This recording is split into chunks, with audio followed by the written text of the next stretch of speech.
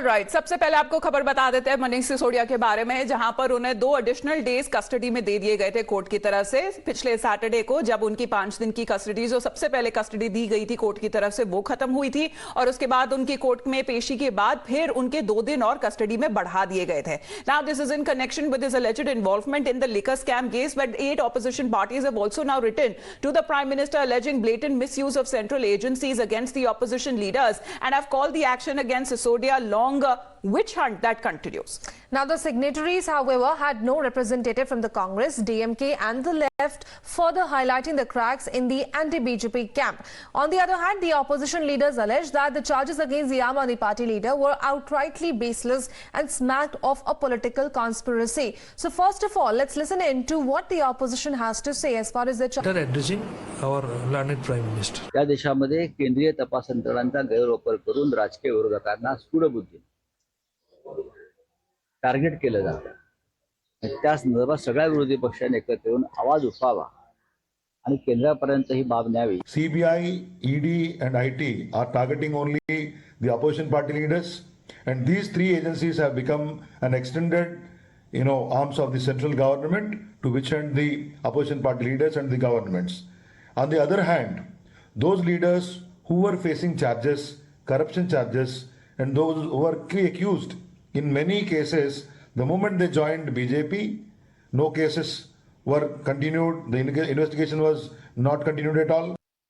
लेकिन यहां अगर दिल्ली के चीफ मिनिस्टर अरविंद केजरीवाल की बात करें तो उन्होंने सरकार पे हमला करते हुए कहा है कि जितनी जी टॉप सेंट्रल एजेंसीज है उनका जिस तरीके से दुरुपयोग किया जा रहा है बीजेपी और सेंट्रल गवर्नमेंट की तरफ से, और जहां पर निशाने पर वही जगहें हैं और वही सरकारें हैं जो नॉन बीजेपी स्टेट्स में हो। देखिए, इस वक्त देश प्रधानमंत्री जी की जो कार्यशैली है वो ये हो गई है कि देश के अंदर किसी भी राज्य में अगर विपक्ष की बीजेपी के अलावा किसी सरकार होगी तो उस सरकार को काम नहीं करने देंगे। ये बहुत ज़्यादा खतरनाक है। तो सीबीआई और ईडी का इस्तेमाल भ्रष्टाचार के खिलाफ के लिए नहीं कर रहे, सीबीआई और ईडी का इस्तेमाल कर रहे हैं चुनी हुई सरकारों को गिराने के लिए और दूसरी विपक्षी पार्टियों को तोड़ने के लिए।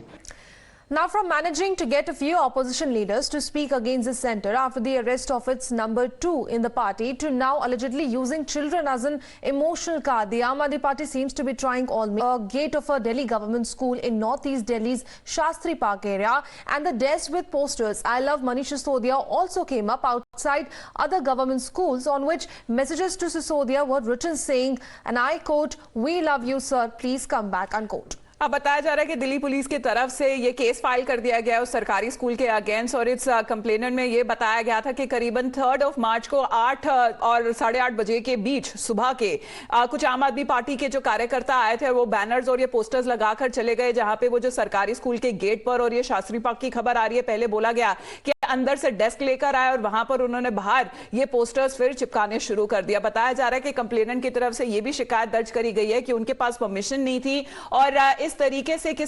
पूरा जो केस उसको पॉलिटिसाइज किया जा रहा है ताकि और सपोर्ट मिल सके, और ये इमोशनल कार्ड, ये जो कार्ड है वो खेला जा रहा है ताकि मनीष सिसोदिया के बीच जो लोगों में जो गुस्सा है उनके अरेस्ट को लेकर उसे किस तरीके से जगाए रखे। ये शायद एक टैक्टिक हो सकती है आम आदमी पार्टी की।